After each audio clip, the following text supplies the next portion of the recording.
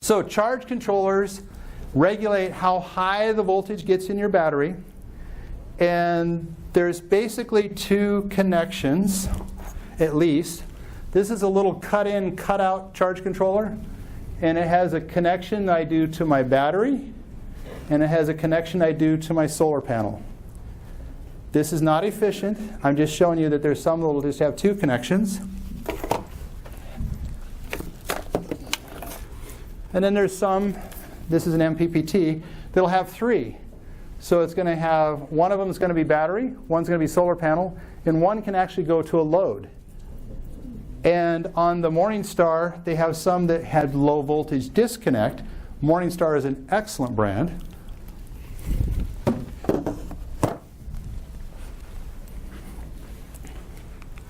So I was just showing a picture here where you can see the battery and the solar for those that are further back. And then a picture here, PV is photovoltaic, BAT for battery, and then load. And then on the far left is actually, for that particular controller, is for temperature compensated charging, which if you're serious about the money you're spending, you want to be serious about the controller you get. So the first step we need to do is find out what's the needs of my battery. So my AGM battery, ideal charging current is C divided by 10. So 10% of my amp hours. So if I have this 55 amp hour battery here, the ideal charge current is 5.5 amps. It's going to give it a lot of life, but I could go higher. And the second step is to find a good solar panel that'll meet the amperage charging current. So my 100-watt solar panel does 5.5 amps in full sun. Ideal charging current, 5.5 amps. They're shaking hands and they're happy. So there's joy. Now the third step is to select the charge controller. What you have to know is what's the maximum solar input voltage, what's the maximum solar amperage, and what's the battery voltage of your system. Now we're pretty much 12-volt system, but this is just a general overview right now. And the battery chemistry, FLD, let's say, is flooded. Sealed lead acid could be AGM and gel, or it's specified as SLA and gel, so that means it's AGM, absorbed glass mat. Lithium for lithium iron phosphate. And then they have another setting on some called user. That's kind of nice because you can just plug in custom settings. Get a hold of the battery manufacturer or have something printed out and says if you charge this way, you'll get the most joy out of your battery and get the most life out of it. Okay, so I was just talking about the 55 amp hour battery. Now a charge controller that's actually very nice is this Microsoft SunSaver 6. I think it's $33 or something. I have a price here pretty soon.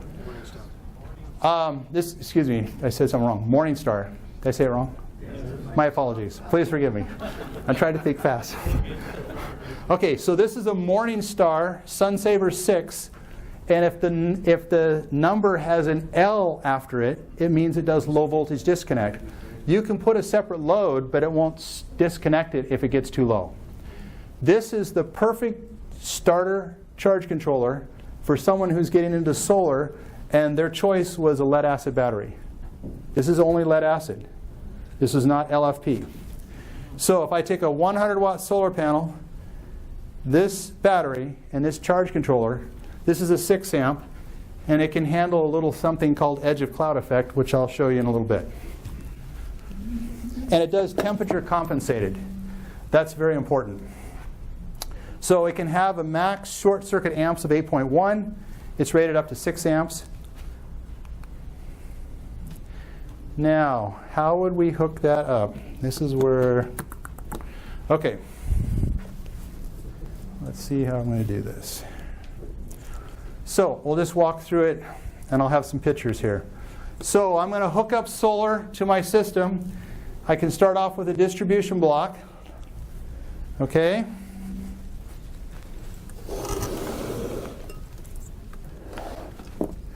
So I'm taking the Anderson power poles and I'm connecting.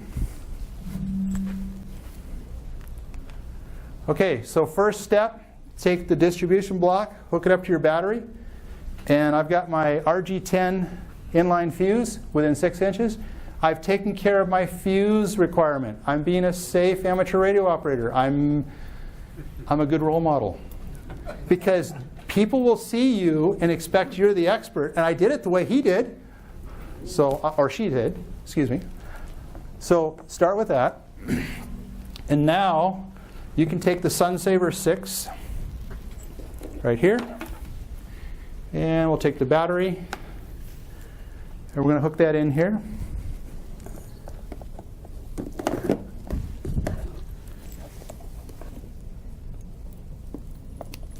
Okay, so now, I get the right one, there we go. There we go. Okay, so the battery is hooked up to the charge controller. I want to do that first because I want to clamp the voltage hitting this charge controller at 12 volts. I don't want some big voltage spike being the first thing this charge controller sees. So this is what I've done so far. Now I want to advance the slides so folks in the back can see. This is the Sunsaver 6 just showing with the thing uncovered and covered. And we hooked up to the battery. Now we're going to hook up to our solar. So this could then connect to 30 feet of number 10 wire going out to the 100-watt solar panel. So let's just say we did that. And on the deck at the house here, I just put the 100-watt panel out there. And this is just talking a little bit about MC4 connectors are rated for 20 amps and up to 600 volts DC. And Anderson Power Pole is 100,000 no-load connections and 250 hot plug connections. So if I was doing this with a solar panel that had MC4s, I don't want to hook up a load to the solar panel in the sun. MC4 does not like DC current while it's doing a connection. So don't give it a load, however you do this. But my Anderson Power Pole, I can do up to 250 full load connections it's rated for. So I connect into solar panels that are in the sun all the time with my Anderson Power Pole connectors and have lots of fun. So I was talking at the bottom here, do your MC4 to power pole first, and then do power poles to go to your load. So now I can hook up my radio. This is just an illustration example only. And it's just talking about hook the controller up to the battery first. Now this charge controller is the brain of your system. And it's nice if you have a controller that has the intelligence to adjust the battery voltage set point that it's going to go up to based on temperature. If the temperature is colder, it's going to be a higher set point. I'll talk about that in a moment. If its temperature is higher, it's a lower set point. That set point really makes a difference in longevity of your battery. So the simple on-off controller is one type. The pulse width modulation, it uses pulses, but I'll say pauses. And then maximum power point tracking takes the higher voltage from your solar panel, that 18 volts, runs it through a transformer, and brings it down to battery voltage. But by the degree it brings it down, the ratio, it takes the amperage from the solar panel and boosts it up. That's where the electrons are, is in the amps I give my battery. And MPPT charge controllers, the classic way they built them, can actually have some hash and some noise. And if they do take the time and the engineering to make them a little different, they can be very enjoyable still by amateur radio operators. So the simple on-off charge controllers, that's one of these right here. This particular one, years ago they used to short circuit the panel, go up to 14.2 volts, come down to 13, go back, but disconnect from the battery. And then they went to open circuit. But the problem with that type of a deal, so it's hooked up to the battery, the solar panel, all that energy is flowing. The voltage got up to the point it's not supposed to go, and it just disconnected from the battery. So then it's waiting for the battery voltage to drop down so it can reconnect. That's what these very simple, you didn't pay much for it, you didn't get much for it, charge controllers will do. Okay, so and then I was talking about they went from short circuiting years ago to open circuit, but you had periods of time with no charge. Now, ham radio operators, we are a creative bunch. Someone might think, oh, hey, I'm just going to crank my power supply up to 14.2, 14.5 volts. I'm going to grab some old charge controller, I'm going to hook it up, and I'm going to have a good time and charge my battery. Unfortunately, if that was a controller that shorted out, it would crowbar your power supply. That would be bad news. Don't do that. So I was just showing this Nature Power 8 amp cut-in, cut-out. Now, it's designed for 130 watts or 8 amps of solar. When you start charging your battery, it's going to rise up to 14.2 volts. Then it's going to come down to 13 volts. And it's reconnect, and it's going to go back up. So there's periods of time, there's no electrons going into your battery. You're waiting for the voltage to come down. Now, the nice thing about this, if I hooked it up to a 100-watt panel at 5.5 amps, I've got a little bit of headroom. Now, when you get a charge controller, it's nice not to take it up to the very edge of what your solar panel will output because of a phenomena called edge of cloud effect. Can you raise your hands if you've heard of that before? Okay, so I do understand I'm telling this to a new audience here. Okay, so edge of cloud effect is where the sun is traveling along and there's a cloud here, and when the sun ray gets right at the edge of the cloud, have you ever been working outside and all of a sudden, what just happened? It got really intense, bright, and it went right back down again. That's exactly what happens. There's this edge of cloud effect and this intensity rises. And I'm going to show you today two different examples. It depends on how long the sun sits at the edge. But here was this was a 75-watt solar panel. I just had it laying on the deck for a second because I saw the sun coming next to the cloud. I thought maybe I can capture this on a camera.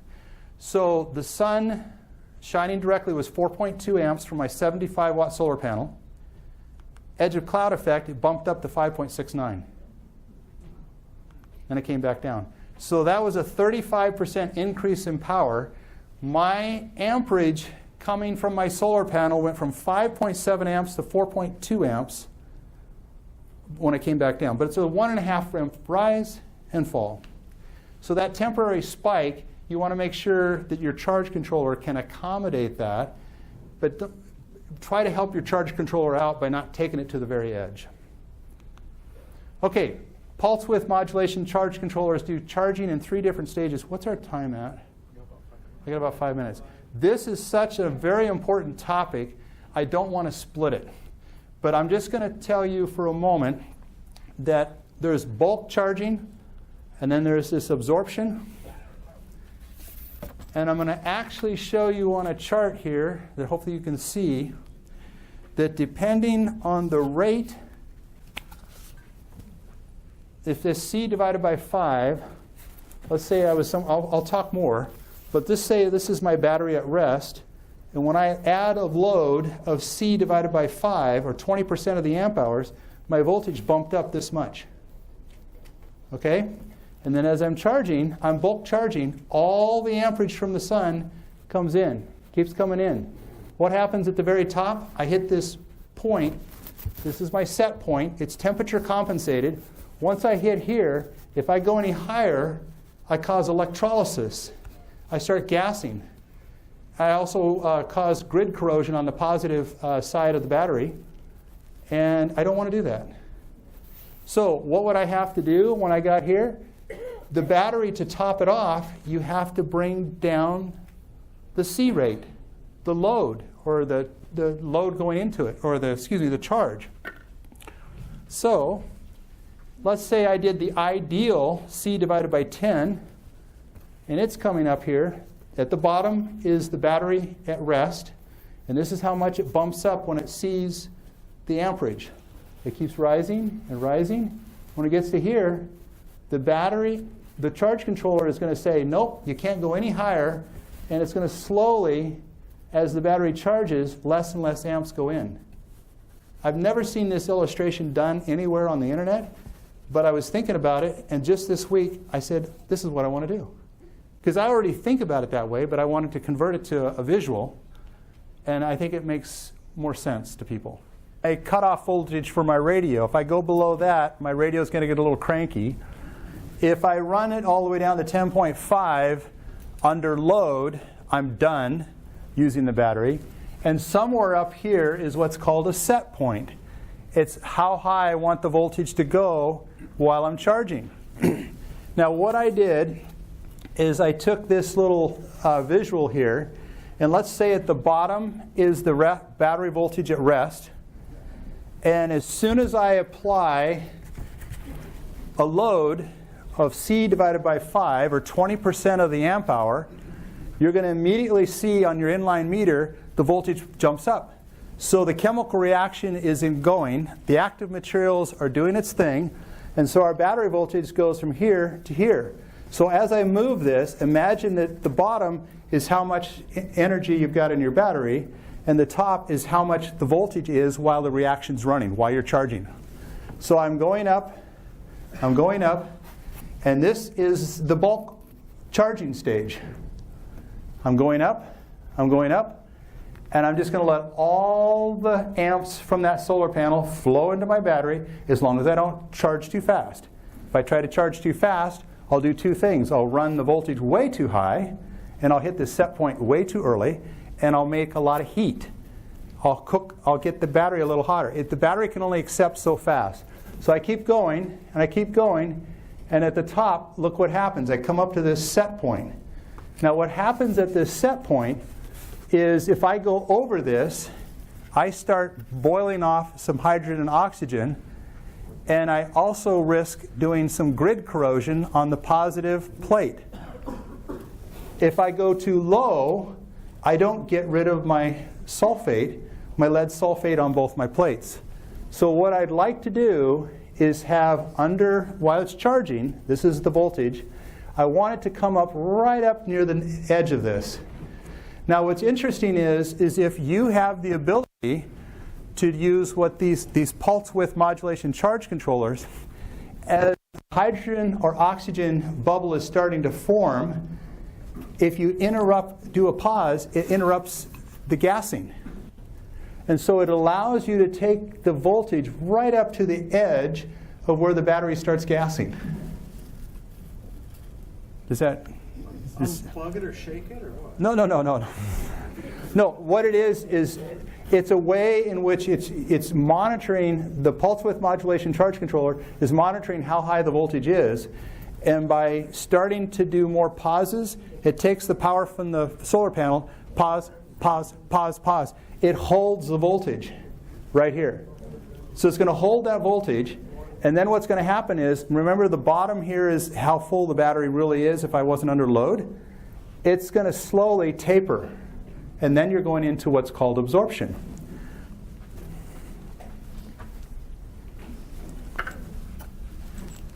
Here is the ideal C rate, which is C divided by 10, or 10% of the amp hour of your battery.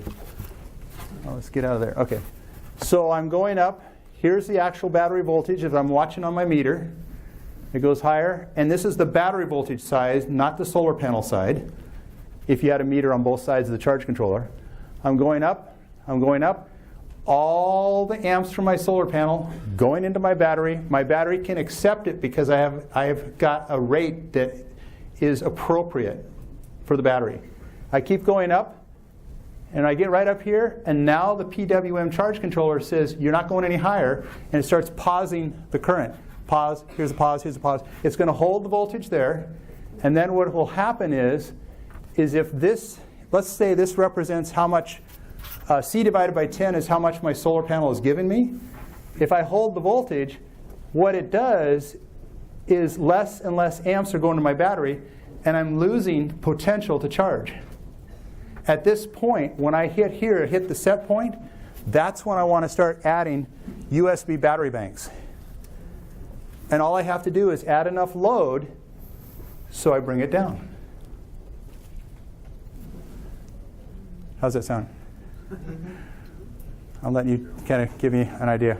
Okay, and I'll just keep explaining this concept, but this really helps people visually understand why there's that tapering. And the battery, just imagine I had a glass of water, and I had a pitcher, and I pour the water in, and I can pour it really fast, and the fastest flow that I'm pouring out of that, it's going right up. Now, do I pour it at full speed to the top? No, I have to slow way down to get to the top. Well, that's what the battery does. All those active materials, all that lead sulfate's coming off and going in and being sulfate ions, hydrogen ions happening, water is turning into the sulfate and the hydrogen ions.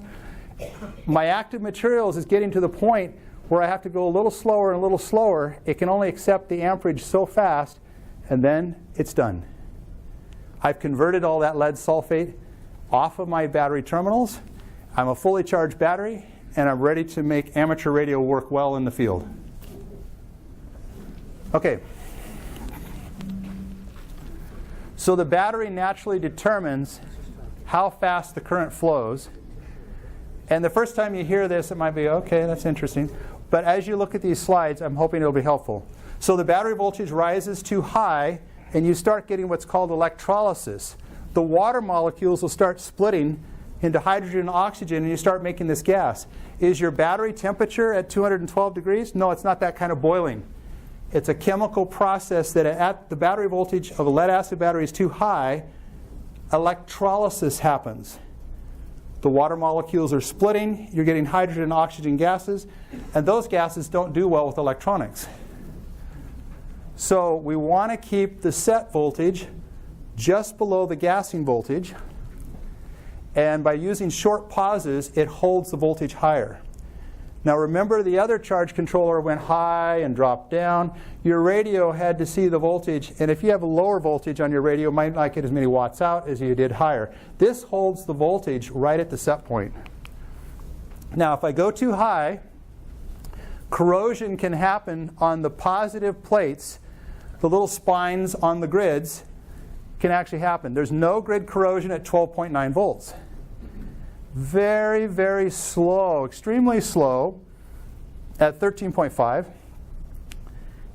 Some noticeable at 14.1.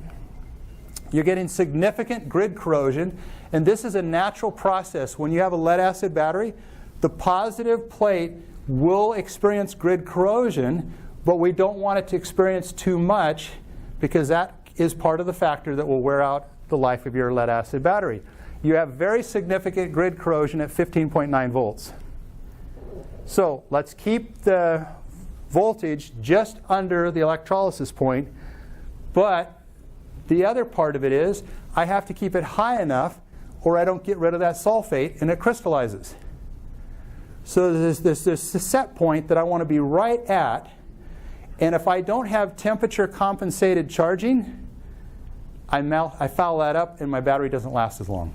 When you say temperature compensated, yes, assuming the battery temperature is the same as the ambient temperature, that it's sensing the temperature. So one of two ways that's going to happen. It's going to take the ambient temperature and it's going to try to figure out a compensation, or a more sophisticated charge controller is going to have this that plugs in and fits right on your battery. This particular charge controller, the Bioino Power will sell on their site, the ML2430, does have, it's an MPPT charge controller. It does have temperature sensing right on the edge of the battery. Most of the other is ambient air. That's an excellent question. And I'm not trying to get too many questions or I won't get through the material. But that was very good. So leave no sulfation behind. You want to remove, both the battery terminals have lead sulfate. So as I run the reaction, I get rid of the lead sulfate. It comes back into the electrolyte. And so that's the sulfuric acid.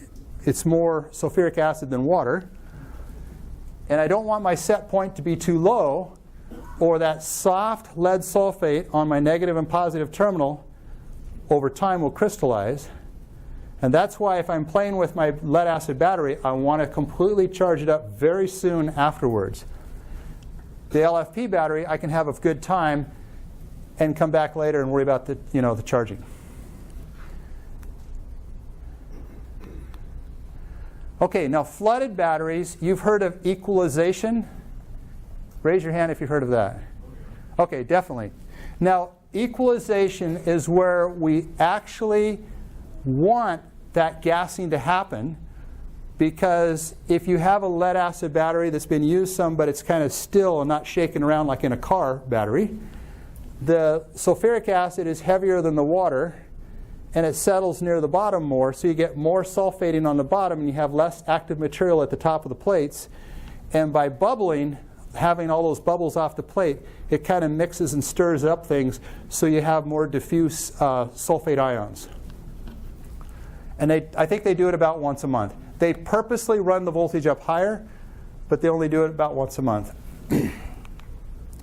And then stage 3 is eventually it gets, you're holding at the set point, and you're slowly, the battery's accepting a little bit more amps.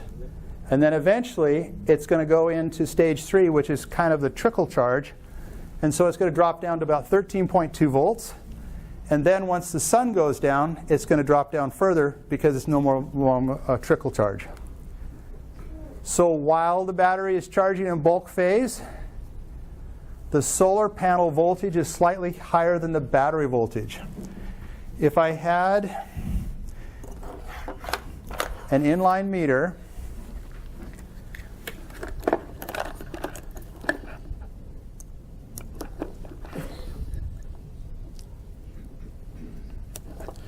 now let's say that this is a SunGuard 4.5 amp charge controller.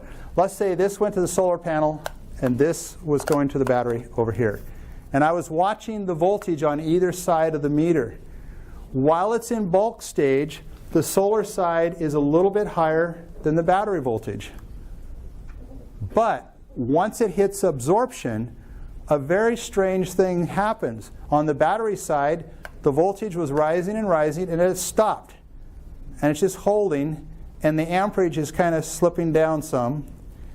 On the solar side, the amperage is also coming down because there's nowhere for those electrons to go. And what happens is the voltage is rising. And it'll continue rising until it gets to the open circuit voltage of your panel. It'll go up to like 20 volts. So you're going to see 20 volts on this side when you're nearly topped off with a pulse width modulation charge controller, and maybe 0.5 or 0.7 amps. And you're going to see my 14.2 or whatever my temperature compensated set point is, and the slow amount of amps as it's finishing its charge. It's a different concept, because we're just used to normally seeing when we key the mic, we see the meter, there's how much I'm using, here's my receive. But this is doing this for a reason. Okay, so a SunSaver 6 charge controller. This is the SunSaver 6 right here. And I don't have a picture to show you right now, but I'm pointing to a little spot on the charge controller that does the temperature compensation, and it is ambient air. Now what this is going to do, and I have a slide somewhere here, I'll have to find it later. Basically what's going to happen is there's a little status light, and there's a slide that'll come up to that, where it's constantly, let's say it's constantly showing green, and then it starts to do this 1 second flash. That means it's going into absorption. That means if my solar panel's over here, it's starting to throttle back how much it's getting energy from the solar panel. The battery can't accept all the energy anymore. It's throttling it back. If you're throttling back in an emergency, you're losing the opportunity to charge more to get the maximum amount of energy from your solar during the day.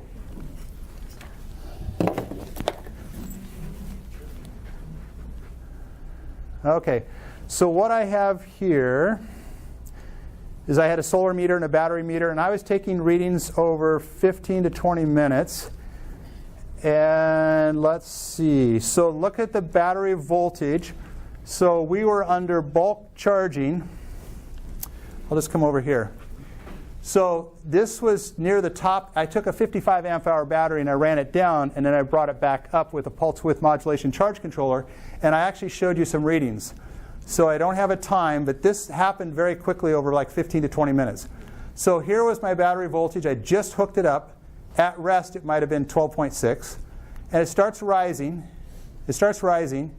And about right here at 14.23 volts, it hits a set point. The pulse width modulation controller now is going to try to hold. It knows by that temperature, I don't want the battery voltage to go any higher than that set point. So it's going to hold it, hold it, hold it all the way down. So that's the battery side. On the current of amps, this was using a 100-watt solar panel, this one right here, and I was getting 5.52 amps in full sun. Here's the amperage. Here's probably a little bit of edge of cloud because it bumped up slightly. I'm coming down, and then here's what happens. The battery's nearly full, and now it needs to taper down, and it's still tapering. Now here's the interesting part. On the solar side, the meter that's between the charge controller and the solar panel, here's your voltage. It bumped a little around. It comes to here. Now, here is each side. There's solar. There's battery side. So it's a little bit higher. And then look what happens. It starts rising, and it goes all the way up to open circuit voltage. That's why with a pulse width modulation charge controller, it has to be able to accommodate the open circuit voltage of your solar panel, the VOC. Okay. So here was, I took a whole bunch of pictures, but I just added this one. On the left is the battery. It showed 1.76 amps and 14.24 volts. On the right, the solar side said 1.78 amps and 20 volts. Your charge controller isn't busted. It's doing exactly what it's supposed to do. But I want you to know, if you start looking at your readings and stuff, and you see that thing going up, you're thinking, what in the world's going on? It's part of what we want it to do. Okay, so battery current tapers down to a point, and then eventually it's going to go in that stage 3 and do the float. Okay, while in the float phase, you could see, if you keep running it out, you could see that there's no amps going to the battery, and then a little bit, and then no amps and a little bit. That's how the charge controller is going to do its trickle charge. It's just going to sense where it needs to go. But this is the time that you want excess current. You've got 5.5 amps available from solar, but the battery's almost full. I can't take the electrons anymore. So now what we want to do is start charging up a bunch of USBs or something. So when the people in the field come back, they can get their smartphones charged up because they don't necessarily have a generator. Now the fuel might be a problem. Okay, so solar amps. The electrons need somewhere to go. The battery's almost full. So we have to give somewhere for the electrons to go so we can use USB power banks. If I had a 100-watt panel capable of 5.5 amps and my loads other than my battery are 1.3, at some point my solar meter is not going to show very much. It's going to show 1.3 plus whatever the trickle is to the battery that's almost full. So I'm harvesting 1.3, but I'm capable of 5. So let's give it somewhere for the electrons to go. Now, this is, next I want to show you, here it is. This is one of the earliest charge controllers that I got, and it works. It's a SunGuard by Morningstar. It's a 4.5 amp. It's made for up to a 75-watt solar panel, and it needs to be a 36 cell because of the open circuit voltage. Okay, and it does temperature compensation. It does not have any indicator lights, and it has no display, but it works. It only consumes about 6 milliamps, and the battery voltage could be as low as 6 volts and it would still work, but of course your battery's long gone. It's designed for a 12-volt lead acid. It's not for LFP. And the pulse width modulation point is about the set point is about 14.1 volts, and then it'll make a slight adjustment depending on the ambient air temperature. It's got a connector that goes to the battery and to the solar panel. It's inexpensive and it works. And what I did, I'll probably just, in the interest of time, just show you the slides, but I took an 18 amp hour lead acid battery, like this one, and I took that charge controller and I hooked up some meters. So the steps I did is I hooked up the distribution block to the battery. The next step is I hooked up the battery side of the charge controller. Then I hooked up the solar side of the charge controller, and then I hooked up a radio, and then I had a 40-watt solar panel on the deck. My wife's watering the plant off to the left there. Almost got her in there. And here's what the meter reading is looking like. On the left is the solar panel at 0.87 amps, and the radio is only needing 0.48 amps, and the rest of the power is going into the battery. The part going straight up is to the battery. Now, if you looked at that, you might think, oh, my solar panel is only good for 0.87 amps. No, it's not. Guess what happens the moment I click on the mic? Now, this was late in the day, about 5:40. The solar panel was capable of 1.76 amps. The radio wants 4.29. The solar panel gives all that it can now because there's somewhere for the electrons to go, and the battery makes up the rest. When you add solar power to your station, whatever the solar panel is giving you, you can use it as long as you give somewhere for the electrons to go. Now, someone might hook up a solar panel directly to their battery and see just a few amps and think, oh, this solar panel doesn't work. Your battery's almost full. There's nowhere for the electrons to go. Put a radio in the circuit and hit a transmit, take a potential load of 10 amps, and I got a 5 amp panel. I'm definitely going to see how much it can do. Does that make sense, what I'm saying? Okay. All right. Okay. Me and the clicker are having a good time? Hit escape. Hit escape? Okay. So the solar input, this is just talking about what I just said. Now, this next charge controller, I'm just going to mention it because it comes with the AquaPower 50-watt foldable solar panel. I'm just going to call it a brand X. I've never used this. It's just there. So I cut it off. They have it. What they do when you buy that solar panel, you get these connectors, that charge controller, and the foldable 50-watt solar panel. I just cut this away, cut their charge controller, and I go to one that I know is helpful. If you get a brand X charge controller that does not do temperature compensation, you're taking a gamble that it's going to have the right set point and it's going to foul up your battery while you're charging.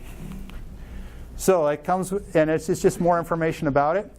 Now, a charge controller that is excellent for lead-acid batteries, for pulse width modulation, I'm talking right now, is the Morningstar. Excellent brand, thousands and thousands deployed all over the world. And I have just a few here that I share with you.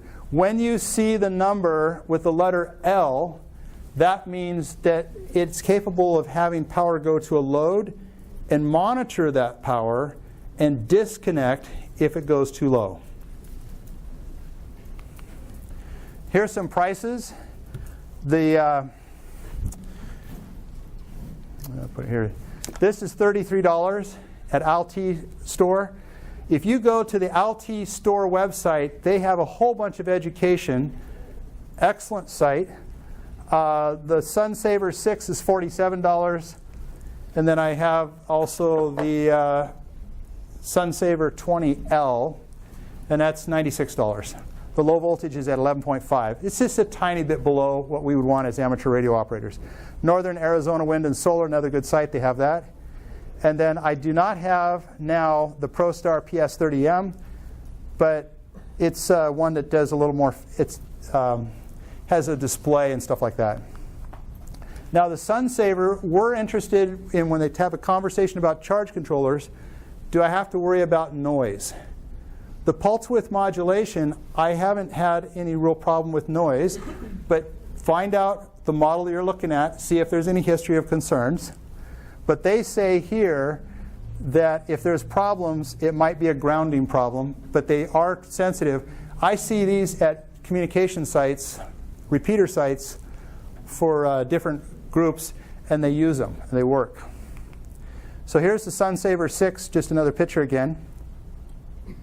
It's a pulse width modulation, so it's just for lead acid. And that's this one here.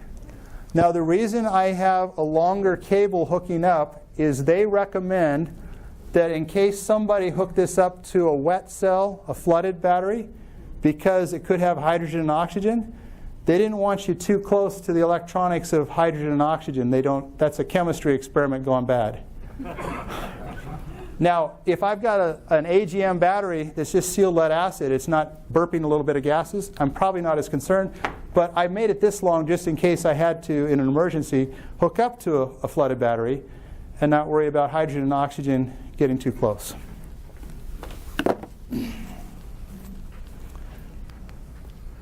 Yeah, that's just talking about the 3 feet right there. Now on this one, it does have a jumper, so it's capable of AGM. Let me go back here. The SunSaver 6, perfect for a 100-watt solar panel, 55 amp hour battery, perfect. And it's capable of doing flooded and AGM. And it talks about what the voltage is. The absorption voltage is at 14.4. It's slightly higher with flooded batteries. Now, I mentioned this already earlier about the solid green and then starting to flash. And this is just talking about the different status indicators. But notice in black, if it starts flashing 1 per second, it now says the controller is going into absorption. Now, this is where it could be slightly confusing. I want my battery to go into absorption and accept a little less and a little less amps, but I don't want my controller because it's throttling back the solar panel. That could be almost confusing if you heard that too quickly. Okay, so, and that's just saying this message right here. So once your pulse width modulation controller is going into absorption, it's starting to throttle back because there's nowhere else for the electrons to go. I need more load on the load side. Give it some load, and now I can use all the power from my solar panel. Bring it on. Now, another thing we want to do is, I just wanted to mention about charging USB power banks. Some of the choices that you have is, I already mentioned this.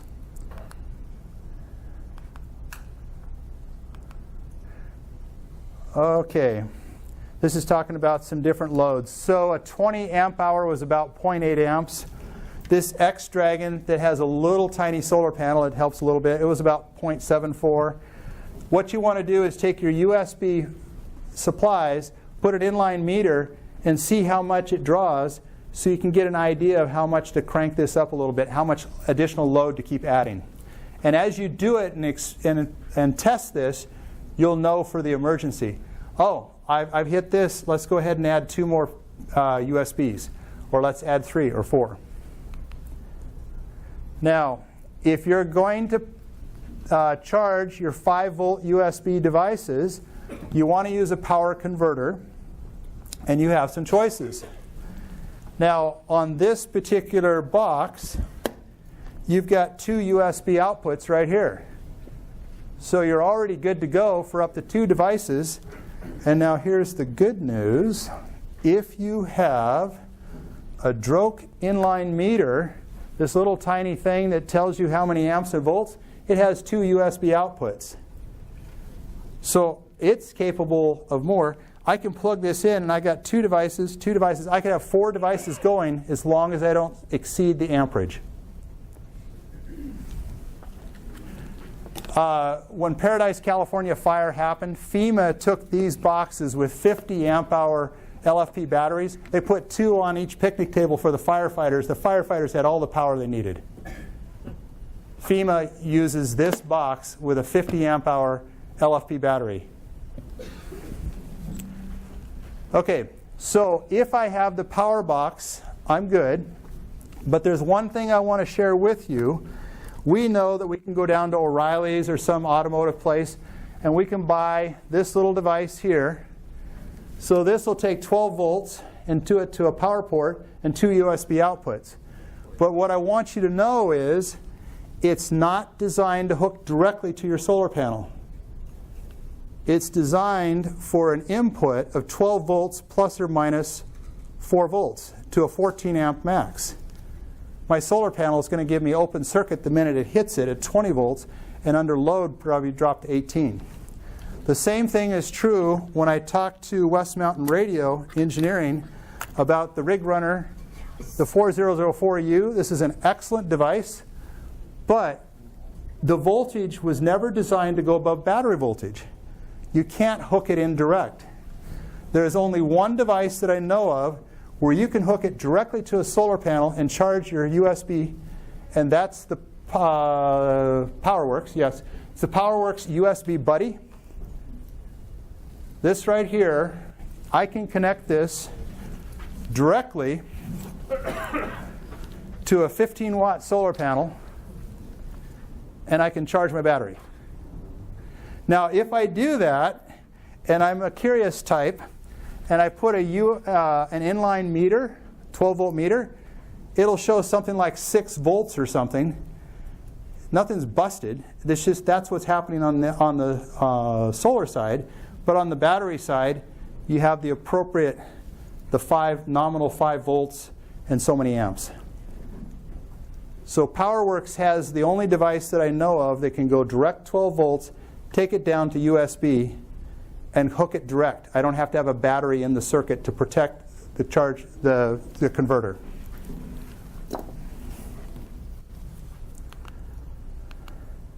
So I'm just showing here, for those who are further in the back, that was what I got from the automotive place.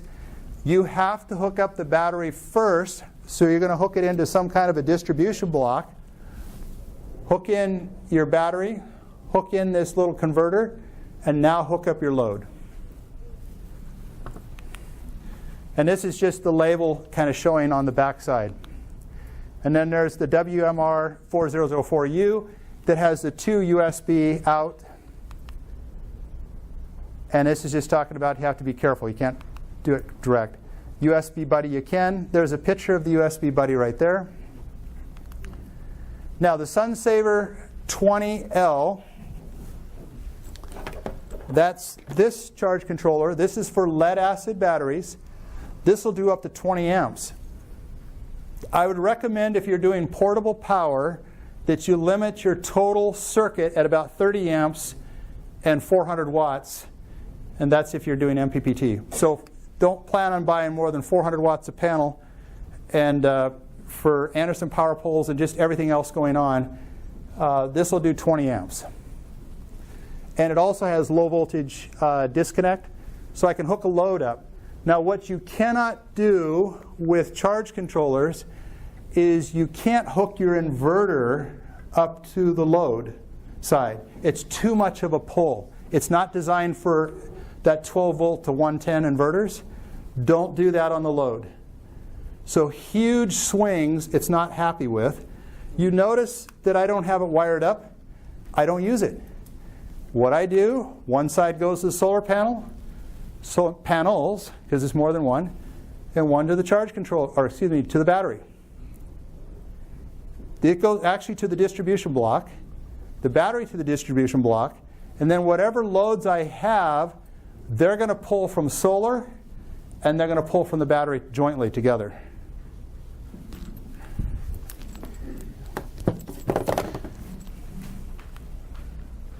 Okay, so the system voltage is 12 volts. It's good for up to 350 watts of solar. The low voltage disconnect's 11.5. And like I said, it's not designed for inverters.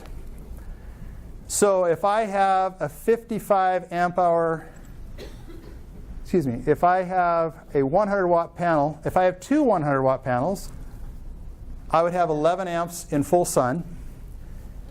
And my max charge current for these batteries was 0.25 C. So the maximum amount that I could charge this battery in an emergency would be 13.75 amps, which is about 250 watts of solar. So if I'm in an emergency and I have two Renogy is an excellent brand for solar panels. If I have two 100 watt Renogy panels, that charge controller and this battery, I'm doing well. It'll give me 11 amps, and if I'm transmitting, my battery can give 11 amps, my solar can get 11 amps. I got 22 amps of joy. Okay, you can parallel the solar panels. Oh, excuse me, the batteries, you need to make sure they're the same state of charge. I wanted to make sure I covered that, and here's where I talk about it more. So the next controller I'm going to show you, this will come from Bioeno Power. This is a pulse width modulation controller. It does both chemistries. It'll do lead acid and it'll do LFP, but it doesn't boost anything. It just takes solar, takes it to the battery, and it'll taper back everything if the battery's getting really full. I haven't used it a lot, but it's capable of multiple chemistries. I don't remember. The Bioeno website, you can go to charge controllers at the top to the right and drop down, you'll be able to see. And it does have a meter on it so you can see activity of what's happening. So I don't have a problem with noise. Now the maximum solar input voltage is 15 volts. So a solar that has open circuit no higher than 50 volts is good. And it's good for LFP, SLA, gel, and flooded. It does all the chemistries, but it doesn't boost or buck. It doesn't take it low and go high, or take high and bring it down. Okay, MPPT charge controllers. Now this is where people have to pay close attention, because if you buy an MPP charge controller because you read MPPT and you hook it up and it makes a bunch of hash on your radio, you're not going to be a happy camper. The classic design of an MPPT makes noise. A classic example is the Genasun MPPT-20. I got this at HRO. I didn't know anything about the hash. I sure found out when I bought it. It does its job, but it doesn't play well with radios. VHF, UHF, and HF, all kinds of noise. It's doing the classic, it's the classic controller, and they recognize that. But if I'm just charging a battery, but what it does is it has higher input voltage. I can hook it up to a grid tie solar panel, and I can charge an LFP battery. This is only for LFP. It's a single chemistry charge controller for lithium iron phosphate batteries.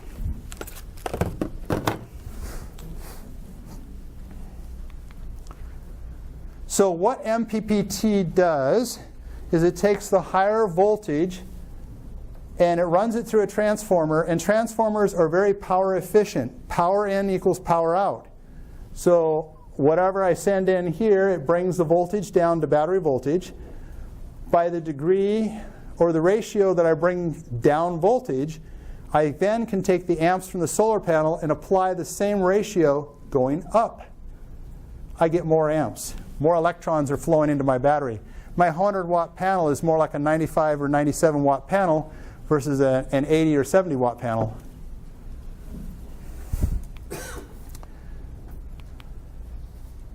So let's take an example of a high voltage on my battery. And I'm at, my solar panel voltage, let's say, is 17.8 volts. My battery, while under charge, is going to be higher because the chemistry is happening, so it's not sitting down at 12 or 13. And this is an LFP example, I think. Well, it could be something else, 14 volts.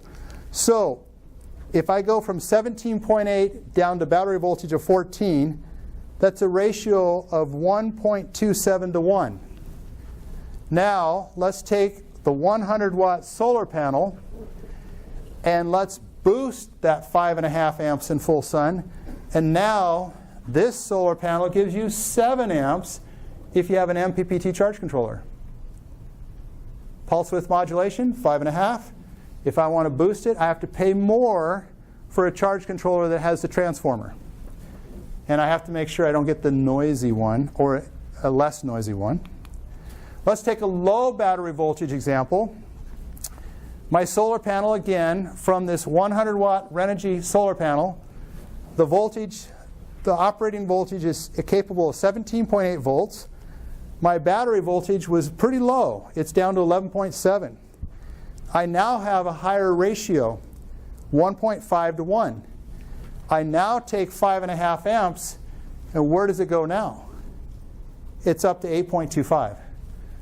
MPPT charge controllers work best when the solar panel is colder. The maximum amount of power you will get is high altitude wintertime with a solar panel. You have less air mass attenuation, and you have a colder solar panel. The hotter the solar panel gets, the lower the voltage.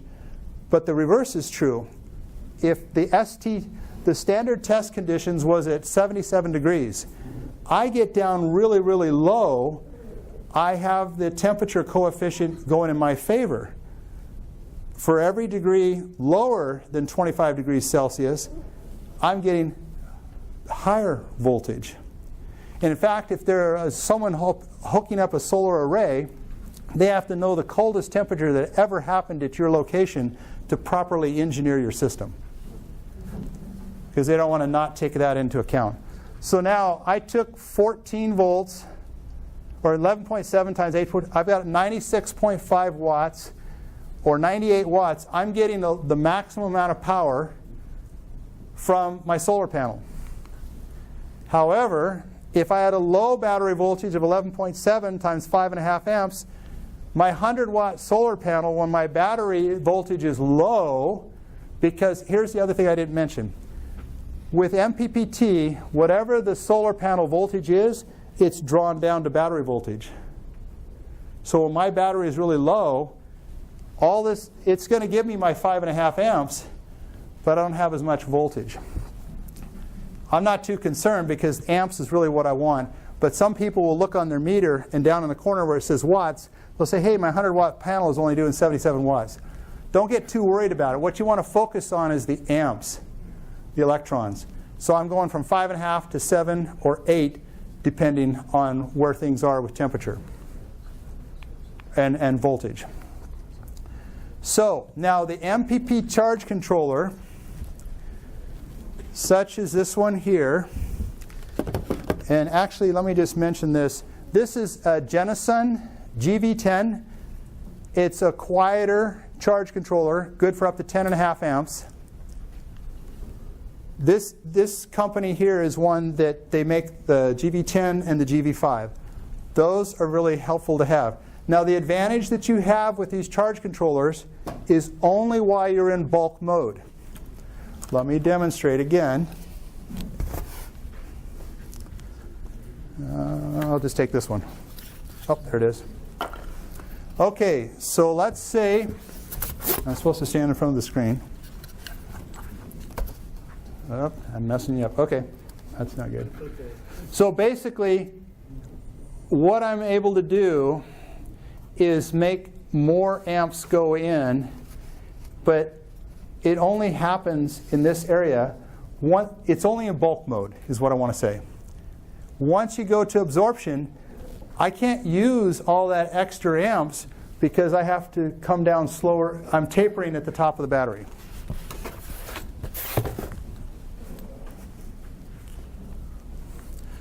So pulse width modulation and MPPT controllers, they're basically the same if you're in the top part of your battery in absorption. Okay, Charge controllers for LFP batteries. There's really no absorption phase. We're not worried about sulfation. And basically, it's a constant current, and then it goes to like a constant voltage, and then the cell balancing happens. So this one here, I said was RF noisy. We know that. Am I going to get rid of it? Absolutely not, because it will still charge an LFP battery. I might just have to play some swapping. So that's the classic controller, but it can handle solar input up to 70 volts. It'll take 60 volts of power and 12 volt of battery, and it'll take that ratio and it'll kick the amps way up going into my battery. That's where you have the big advantage if you have a big differential. In fact, on the GV10, the engineer says that you probably should, to get the best out of this, you probably should have about a 1 volt difference between solar panel and battery.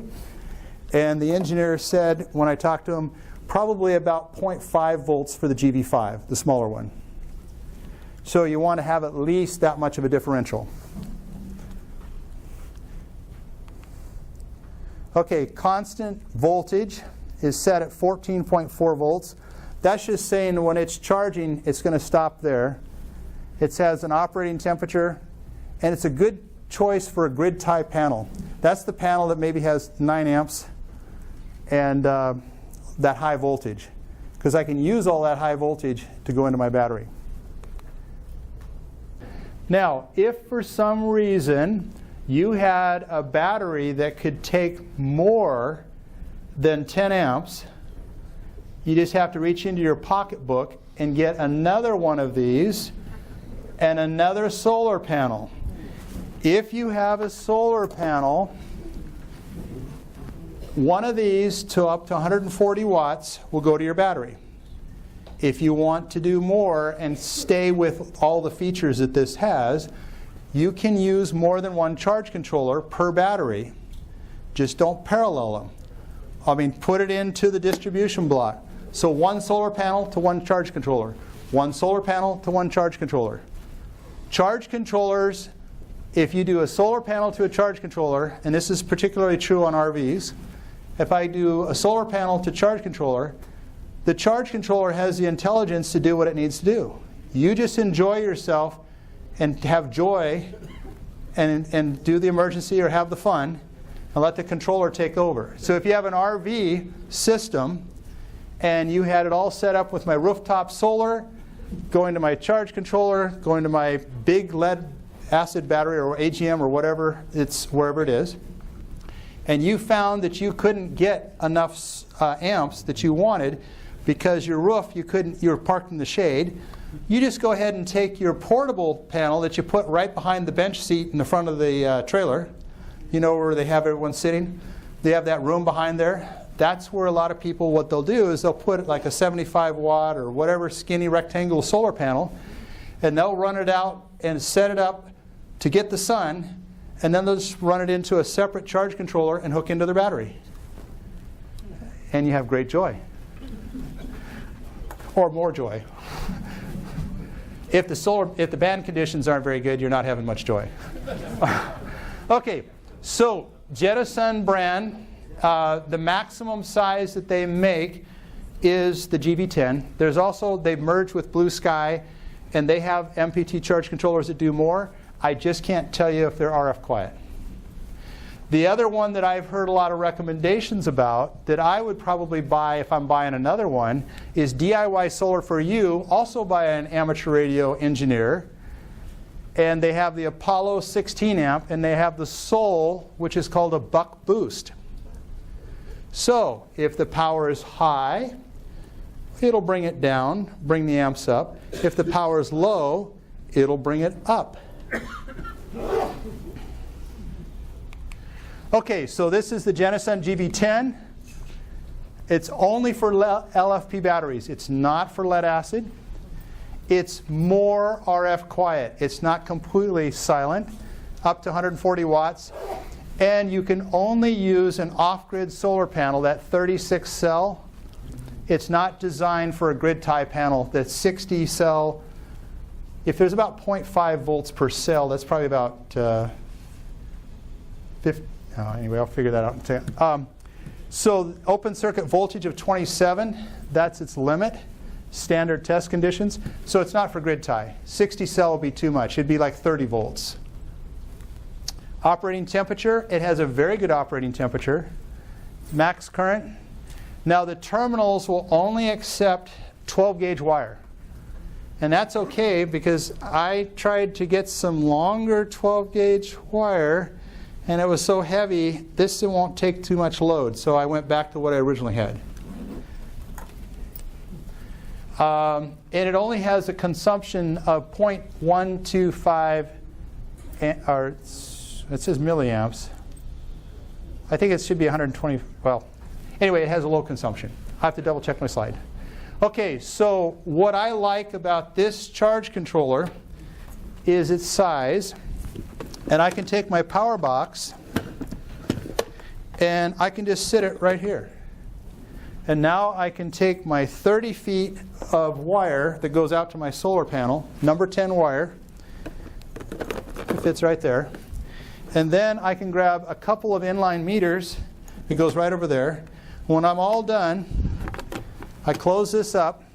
And all I have to do now is take my solar panel, hook it up, and I'm charging, and away I go. And hook up my radio. This power box is unbelievable because the battery size is so small, the weight is so low, it has room to put all your accessories for solar. So I think of this power box as a solar-friendly box. Let's see. Okay. So I take a 120 watt foldable solar panel right here, that, and I get about 9 amps if the panel's a little cooler in full sun. So here's just showing it. There's the Bioenno Power 30 amp hour battery, the 1230 alpha. Now, when you get a LFP battery, you got to make sure you get the right one because they have different connectors on different ones. The 12 amp hour, it has the F connector, the little clip. It's got different connectors, so make sure you get the right one because if you buy one sometime and you drive home and you take it out of the box, you go, uh-oh, that's not at all what I thought I was getting. So this one here, the 30 amp hour, this is the BLF 1230 alpha. It's made to work with this box. And this box is good from 30 to 50 amp hour. And then they have another size box that's like 12 amp hour up to something. So they have like 2 ranges. And these boxes, I think you can do LFP and maybe some AGM. I don't know a lot about the AGM. I just know how nice it is to not kill my back and have everything I need. I don't have back problems. I just don't want to have back problems. Okay, so there it is right there, the BLF 1230 alpha. And they do Velcro strips on the bottom to help hold it in place. There's the bottom of the box. For those that didn't get a chance, you can't get a whole bunch of people around that box. But you just stick that at the bottom, just put it on the bottom of the battery, and it just holds it in place. And there it is. And here's everything I put in the box. I'm ready to go. So 30 feet of number 10 wire with my number 10 wire, you use the power pole 45. There's the 15, the 30, and the 45. If you have used these, which is excellent, just realize that when you're if it's new for you to go to 10 gauge wire, you'll see that the little terminal or the little clip thing, it has a U shape. You have to push it just slightly. If you put it in how it comes out of the package, about probably 1 out of 4 times, it'll bend one of the sides over. It's made to be able to accept the 10 gauge wire.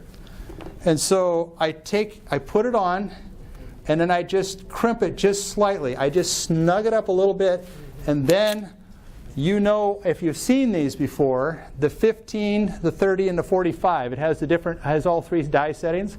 You just put it in there, hold it, take it down, good squeeze, you're done. But if you are new to doing 10 gauge wire, I wouldn't want you to see, oh shoot, it folded over, it folded over, it folded over. I did it multiple times before I'm a slow learner. I finally, okay, I got to push it a little bit. Because I couldn't figure out what was going on. And then I just took my pliers and pinched it just a little bit. It works every time. Okay, so there's everything in the box right there. It's ready to go. And let's say I was going to hook that up. I just went to put the inline meter there. And then I went out to solar. And I hooked up to a 120 watt solar panel. And then I could hook up my radio. So I just take this box, solar panel, radio, antenna. I'm ready to go in the emergency. FEMA, like I said, these boxes with a 50 amp hour battery at the Paradise Fire, that's what they were using. Is they put 2 of those on the picnic table, and the firefighters had all the power they needed. They only go up to 50 amp hour size.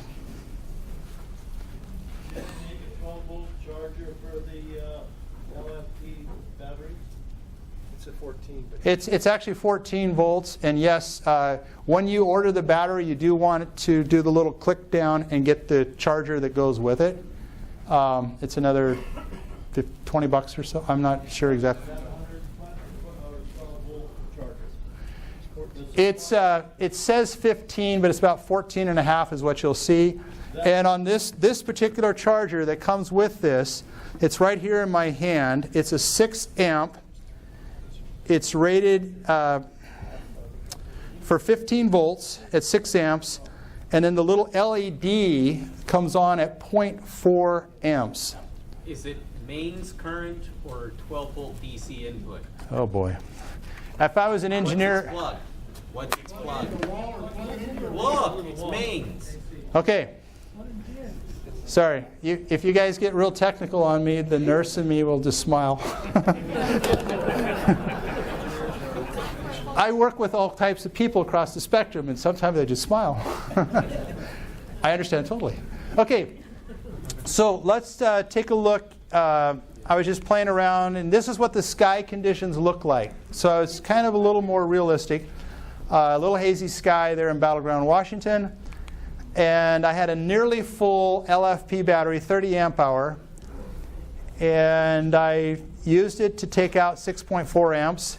And then I wanted to charge and monitor what happens. So I used a GV10. And I was watching. And at rest, when I started out, the battery voltage was 13.23 volts. And here's kind of a chart. Now what this is going to look like is I'm hooked up to the 120 watt solar panel, but I'm not getting no 9 amps. I got a hazy sky, so I'm getting 6.2 amps. And then depending on how the clouds come and go, it gets more hazy, more hazy. You know, I'm coming way down with my 120 watt solar panel here. I'm only getting 2.84 amps. And there's my battery voltage, and it's going to drift around, come and go. And this is how many amp hours has gone into my battery. So I'm working my way down. And now, here's where things happen. It's a hazy sky, and all of a sudden the sun comes out. There was my voltage. And if I run the reaction faster with more amps, I'm going to kick my voltage up. And then the flashing indicator on the indicator light there's an indicator light on the GB10. It said, okay, we're doing fine. Okay, we're just about done. So it told me that it's in that float. And look what happens to the amps. It just drops right down. The LFP voltage, what it did is it took it up and it held it right here. Now what happened was, now we started this at 4:30 in the afternoon on a hazy sky afternoon, and by 6, a little over, let's see, okay, so an hour and a half or more. Then what happens is on the LFP solar side, the amps would go to 0 and then up to 0.23, and do 0 and 0.23. And on the battery side, this isn't showing the solar side. This is the battery side. It held as it's topping off. Now this is where it's doing its cell balancing. When it came up to here, once you saw the amperage fall off and you knew it wasn't sky conditions, that means it's finishing its charge. And then it was 0 and 0.2. Okay, DIY Solar for You has 2 MPT charge controllers. He's an amateur radio operator. The Apollo is a 16 amp model. That's good for 280 watts of STC, so standard test conditions. What that's telling you is when you go to size your solar panel, you look at the nameplate label. So this is a 100 watt STC. That's a 120 watt STC. So you could have a total of 280 watts. The system voltage, he'll do 12 or 24. We like to do 12 volts for our radios. The maximum solar voltage is 50 volts. So it actually can be used with a 60 cell panel. Whereas this one here is only for a 36 cell, an off-grid solar panel. The Sol is the 20 amp model. It's a buck boost. Maximum solar is 54 volts. So your open circuit voltage, it'll handle up to 54 volts. It'll do 350 watts. And it'll work with SLA, AGM, and LFP. If I get another charge controller, I'm going to get a DIY Solar for You. I've done a talk last year, and I was at another talk somewhere, and a guy said he's got one of these and he likes it. I'm hearing good things about it. And when I talked to the actual engineer, he said mine goes faster than Jenison, and I can use a grid tie panel, whereas Jenison is limited to a 36 cell solar panel. So there's the Jenisons right there. Now what's nice is you can use these for a backpack. So how many people do QRP with their backpack? And how many people are limited because that lead acid battery, how heavy is it to take on your hike? Not very good. Okay, so if I take one of these solar panels, 50 watt solar panels, guess what size it is? 50 watts.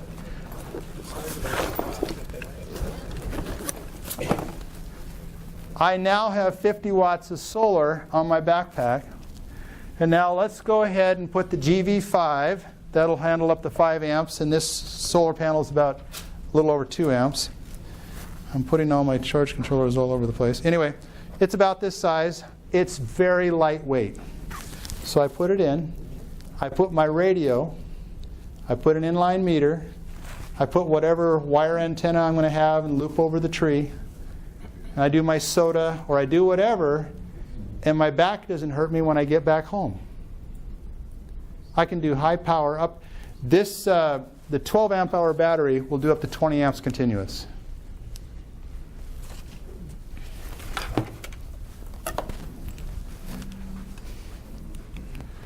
Okay, so the AquaPower, it's the 50 watt. I was talking about the Jenison GB5. I don't know where I put it. It's there somewhere.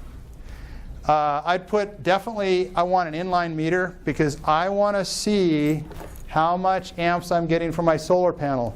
The other reason you want everyone in this room, if you're serious about solar, you're going to get an inline meter because you want to peak the amperage in the sun. If you're moving it around, up there I got the max amps. You always know what's going on with one of these. This one here, like I said, is the RC Electronics.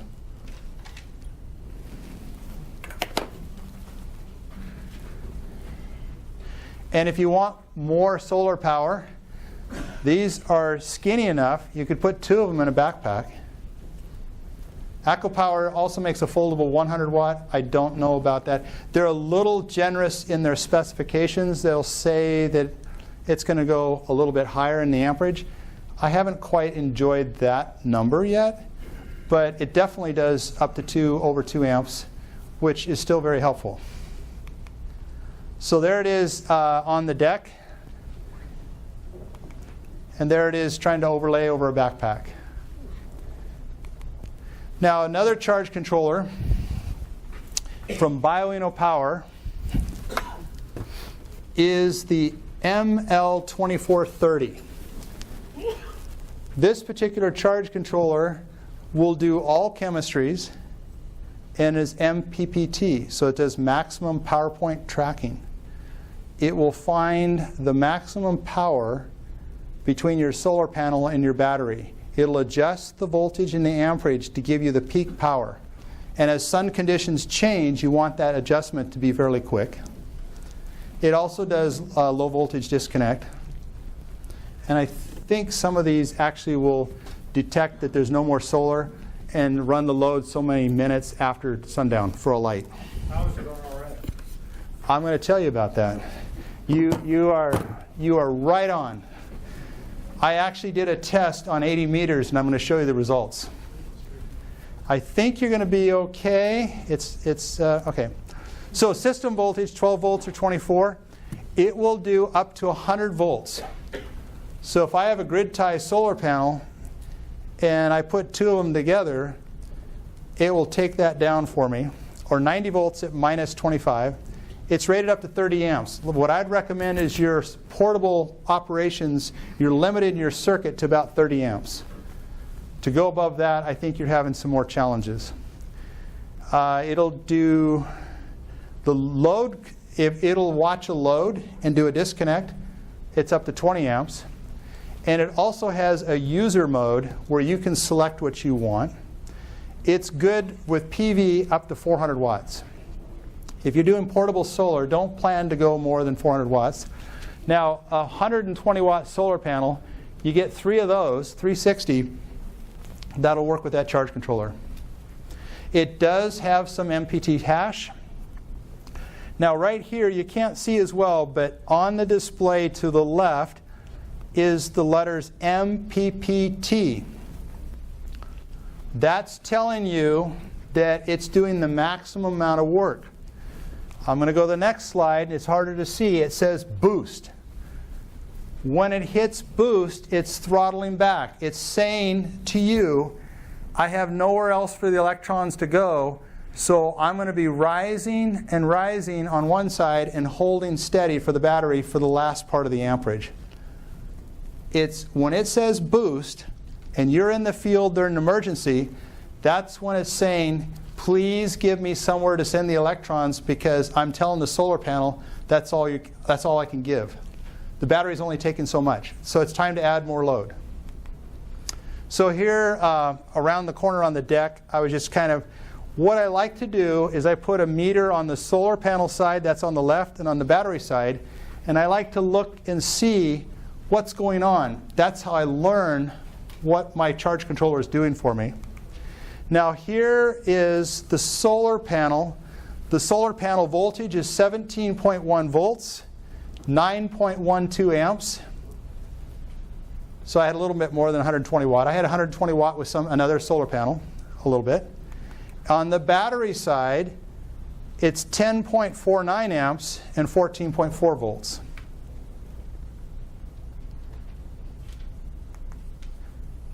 Now the input voltage on the solar side versus the output, you just have to look at your sun conditions and see how it goes. The Renogy panel, I did some testing, and you're going to see that the PV was just a little bit different on the Renogy. This might be a little confusing. So in the sun, on afternoon sun, I took a 50 watt solar panel and I hooked it up to this charge controller. And on the solar side, that 50 watt panel was giving me 1.77 amps. On the battery side, it had boosted it to 2.13. I took the Renogy 100 watt panel, it did 4.9 amps. And on the battery side, it was 6.3. And the 120 watt solar panel was 6.15 and went up to 7.37. Now, it was a little bit of hazy sky. So I wasn't, and then the warmer the temperature gets, the more the voltage drops in my solar panel. Now, what I found is I did VHF, UHF. I did not notice any problems, but I haven't done extensive testing. But I did an 80-meter test, and here's what I came up with. I want to try to explain this. So when I was on a frequency from here to here, I had no noise heard, and it was about a 9 kilohertz segment.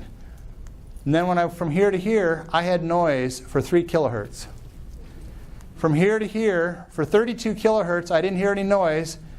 And by the time I got to this little 3 kilohertz section, and what I noticed is there was little segments with noise, followed by about 30 kilohertz that I had really no noise. So it wasn't broad spectrum noise. It's a little bit here, and then a little bit here, a little bit here. So if I was in an emergency and I was using this, I'd say, hey, can you go to this frequency? I'm good for here. Yes? Did you notice that that was during bulk mode or in boost? Oh, man. That's another parameter to check. Yeah. There's so many things I've been trying to do to get ready for today. My apologies. If I had voltage information, I'd be able to tell you if I had listed battery voltage. I may have some pictures of meters. No, actually I did this in the garage with the solar panel outside. I don't remember. My apologies. Okay, the West Mountain Radio EPIC Power Gate.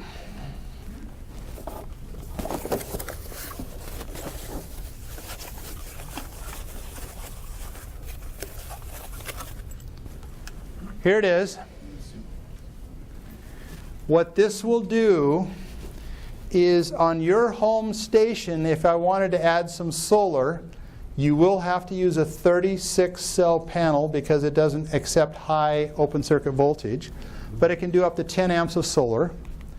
So it's designed for a 12-volt backup power system for up to 40 amps from your power supply, 40 amps from your battery. It uses Anderson power pole connectors. The solar is up to 10 amps. And the 30 volts says it has to be an off-grid solar panel, one of the 36-cell panels. And that would work. Renogy sells a 160-watt solar panel that's off-grid, 36-cell. It would work with this. The Renogy panel will do 7.92 amps is the max power. So that's going to be if it's cooler conditions, and then that amperage will sag some if it's hotter. The power supply, like I said, it does 40. It'll support AGM, gel, and LFP.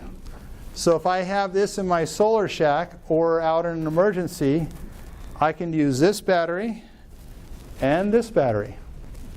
I can use both.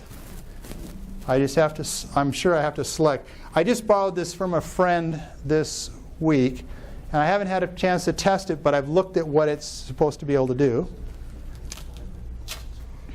So the battery and the power supply are isolated. If the power fails, it's going to go to battery. If there's no power supply, it'll charge the battery. And if the solar can go to the load and to the battery. So my mains are down. I have solar hooked up. It's going to be charging my battery and providing power to my load. And if the solar is getting 8 amps and my load is 10 amps, I'll get 8 from solar and 2 from the battery. All of the solar goes first to my load. It supplements, and then that makes up the difference with the battery. We know if that's a PWM or MPPT? It's MPPT, I believe. So it's got that higher efficiency, which means it has the higher price because it has a transformer. That's the inside of it. But I have to be careful because if a bunch of people did this and something happened, my friend would not be very happy with me. So I still wanted to show it to you. RF noise? Pardon? RF noise? I believe it shouldn't have, but I haven't had an opportunity to test it. I just got it this week, just to be able to show for today. Could you repeat that question? He wanted to know, was there any hash? Was there any noise if it's MPPT? I would guess that the engineers that are working for our market are trying not to have noise. Okay, now let's talk about the less than ideal conditions.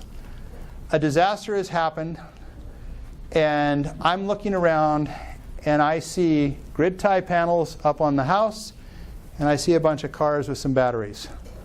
Is there any chance that I could take that DC power source and that DC power storage capability and match that up? Can I do anything with that? Or am I just going to be out of luck? So I went to Sunbridge Solar. Actually, I went to Clark County, had a home and garden thing in February, and there was a different solar installers. And I'd ask a question like, how many cell panels do you have? And this guy would say, well, we have the 62 cell. And they only make 36, 60, 72, and 96. I says, have a nice day. I came to Sunbridge Solar, and the guy answered all my questions. I told him I'm interested in hooking up a grid tie solar panel to an AGM lead-acid battery. I want to show that it works, that it takes that high voltage and brings it down to battery voltage. But I'm not going to say you can do it, and if I haven't done it. He immediately calls up the owner of the company, texts him, and says he's more than happy to have you come over. And he does worldwide installations to help out in schools and stuff when he's not helping customers out of Washougal. He does Oregon and Washington. So I just wanted to put a plug that there's a difference. I want you to do your homework if you're doing home solar, because that salesman that I first talked to, he didn't have a clue what I was talking about. And he's supposed to help me. Okay, so I took this 310-watt Silfab 60-cell solar panel. It's really cloudy, and I got 1.13 amps. Now don't worry, it was real cloudy. It's a $230, 310-watt open circuit voltage of 40. If you bought one of these with an MPT charge controller for home, these things are big. This, you'll see pictures. This solar panel is not something you're going to play around with and move around. But if you had it mounted, you'd use it. It weighs 50 pounds, 60 cell. Now there it is laying outside of Sunbridge Solar and hooked up to the battery. So the sun's just starting to peak out at 6.4 amps.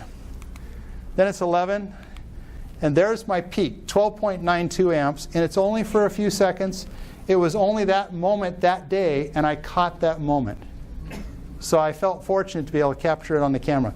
There's the 60-watt solar panel that's for roof for grid tie.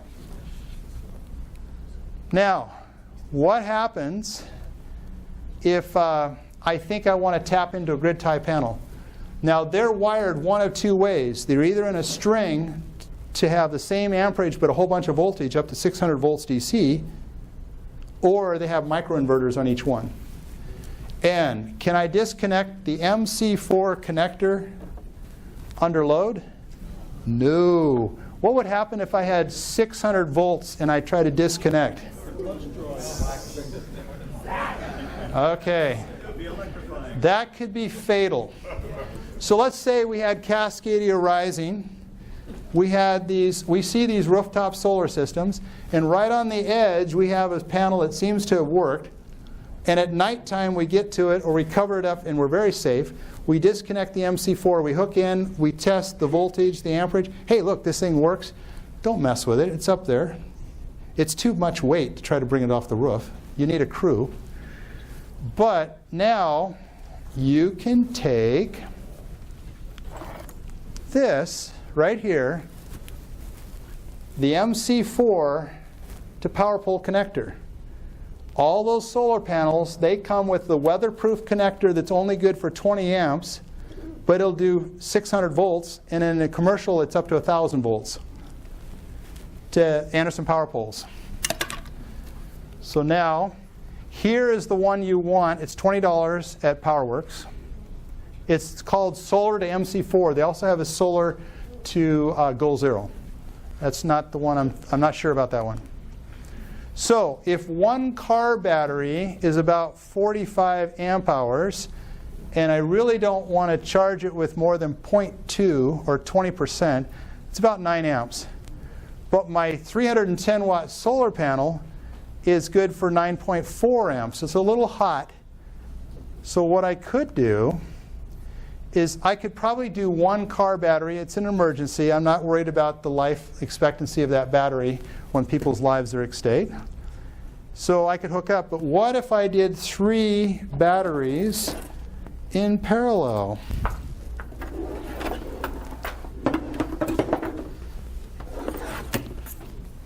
So you can go down to O'Reilly and you can get these little connectors. And so I have a car battery, positive, positive, positive. I have negative, negative, negative. And then on these little connectors, they actually have a nice little wire they put here for you, and just put your Anderson power pole on. So I paralleled 3 car batteries, and I want to make sure they're the same size and the same state of charge. I don't want to be having that happen. And I parallel it out, and then I tap one end and tap the other. That's exactly what this will do. That's for 3.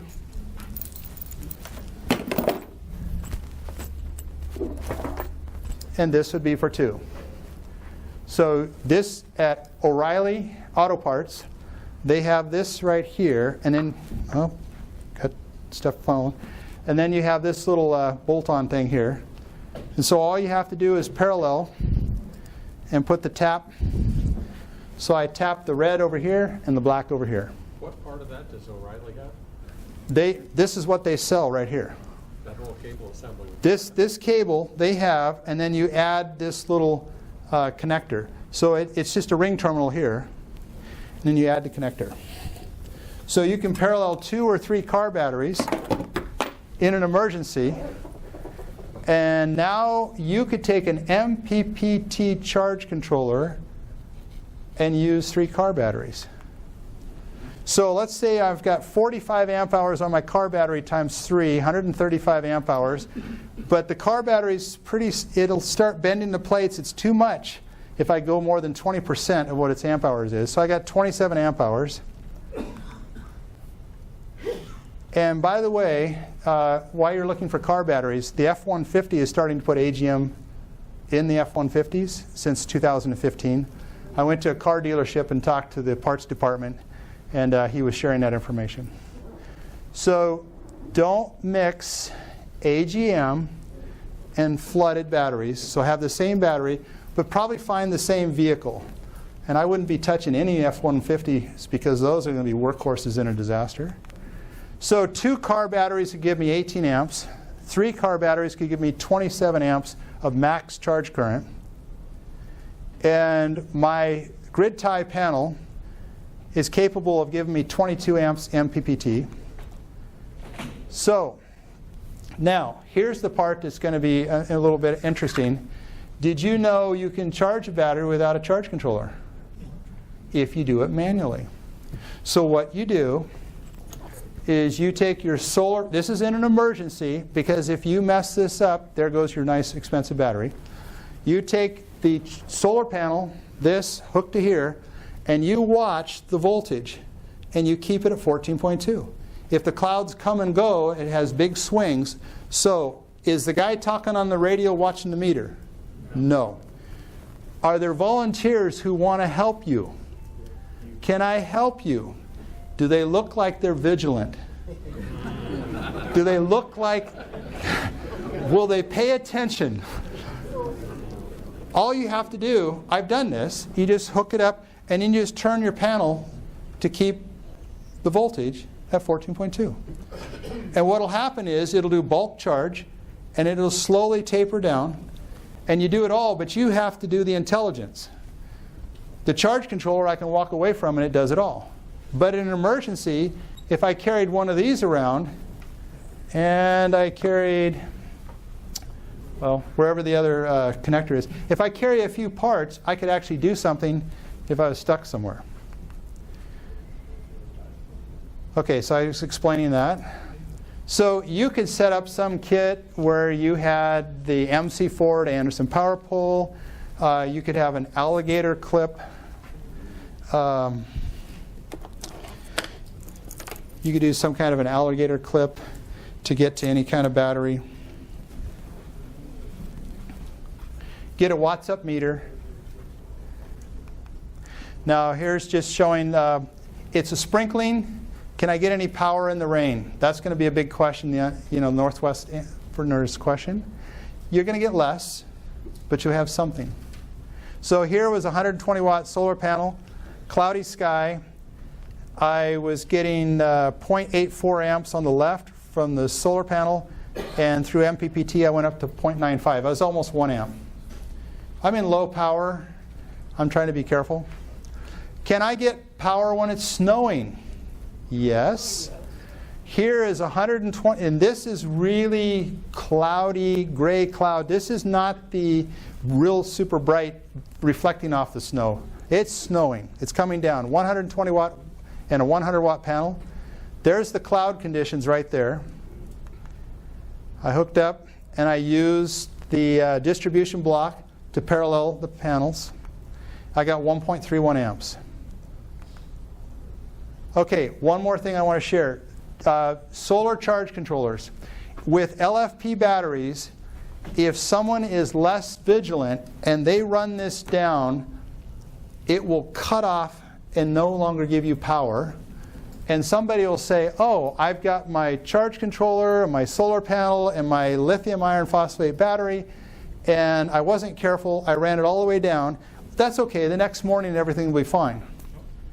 Well, a lot of the charge controllers, if they don't detect a voltage on the battery side, they don't start up. So we'll call it the sleep syndrome. If that happens, all you have to do is just tap a little bit into the battery to see a higher voltage or some other way, and you can get going. That's what I have for here. Next, we're going to be having antennas with Delvin, and there he is right there.